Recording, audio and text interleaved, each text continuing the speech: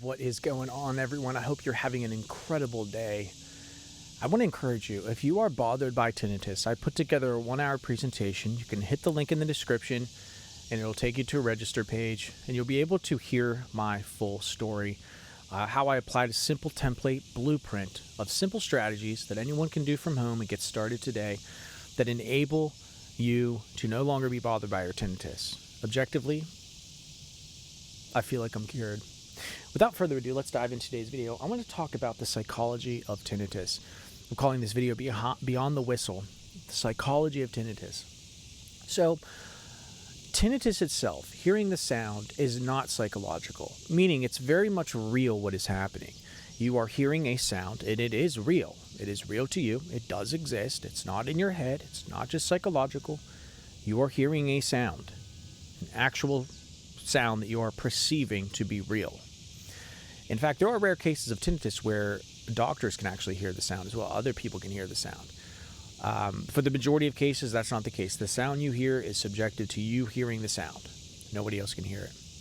With that being said, the bothersome aspect of it, the you being emotionally traumatized by and damaged by it and upset by it, that is psychological. So the sound itself is not psychological. There is something going on that is enabling you to hear it. Maybe inflammation in your central nervous system, damage to your auditory system. It could, reactions to certain medications, auditory damage, trauma, that sort of thing. That's very much real and not psychological, but the bothersome aspect of it is psychological. And to prove this theory correct, there are cases, a lot of people actually, who have tinnitus, then do not suffer with it. These are non-bothersome cases. They objectively have the ringing, but they don't think to suffer. It's not a big deal. They don't even mention it. They don't talk about it. They go on and live their lives, and they never really suffer a single second. I know that might be hard to believe. You're thinking, how could someone with this not be bothered by it? There are cases like that. A lot of cases like that. In fact, the majority of people that get tinnitus aren't bothered by it. The bothersome cases are the rarity. These are the,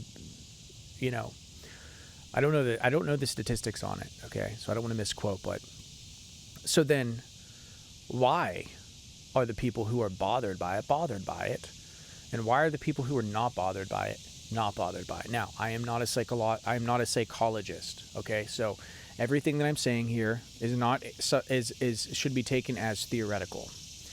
I think that it is because, from the people that I've worked with, it is because there is some propensity for depression and anxiety within a person who's bothered by it. Maybe they've had some sort of PTSD. They've been traumatized before. I've talked about in the past how, my dad used to hold me down when I was a kid. I felt claustrophobic. So when tinnitus came, it was like, all of these negative feelings that were in my subconscious from the trauma that happened when I was a kid came up. Tinnitus was really an onset to trigger deep psychological things that were going on inside of me. And I do believe that the psychological problems we have today are manifestation from trauma that we had in our early childhood, up until from 0 to 6 years old. A lot of your psychological problems will stem from what has happened. Did you feel safe when you were a kid? Were you always in fight or flight? Was the household a safe place? For kids that it wasn't, you can have a much more difficult time later on in life with psychological things. So I would encourage people to see a psychologist. See a psychologist that specializes in tinnitus. If you can find one, they're very difficult to find. But if you can find one, if you are a psychologist and you want to get into the tinnitus field, I would heavily encourage it. There is a lot of help that needs to be had in this field. But I would encourage you to try and heal your younger self, your self that is afraid, your self that is feeling that claustrophobia, to heal that self, to be kind to that self, to be there for that inner self that's still suffering, that's still traumatized. And I think that is one of the reasons why people suffer from it. I think that they have this can really just be the onset of a lot deeper psychological problems, right? So people can go on to then have PTSD, and then to then have anxiety from tinnitus, or maybe they had anxiety before. I was dealing with anxiety before this. I was dealing with, depression before this. So for me, when this came about, it was just like, it just made sense I would freak out about it. It just made sense I would have an issue with it. I had an issue with a lot of other things. And so I think that this can be really a barometer for like, hey, there's some things inside of me that are going unchecked. There's some healing that I have to seek out. There's things that I left, wounds that were left open. I need to go back to the drawing board. I need to learn to be present. I need to learn to heal. I need to learn to forgive. I need to learn to do this stuff. I need to heal myself that's hurting, that's still, very much afraid. And I think when we do that, I think if we could psychologically address the self in us that it feels trapped, afraid, claustrophobic, imprisoned, alone, if we can address that and we can learn to heal that, I think then things like tinnitus can seem to just brush off easier. Not to say you won't be bothered. There's times you won't be bothered, but you can be bothered less and less and less as you begin to heal from a lot of the psychological trauma that you had when you were a child. This is just my theory.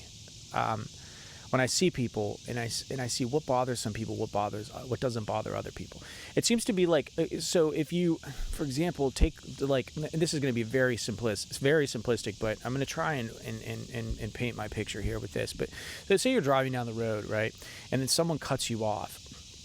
Somebody who is already having a bad day, right? Maybe I don't know, maybe they didn't get a job promotion. Maybe they got in a fight with their spouse. Maybe their child, remember when their sons or daughters left them a bad text, or I don't know, just anything really.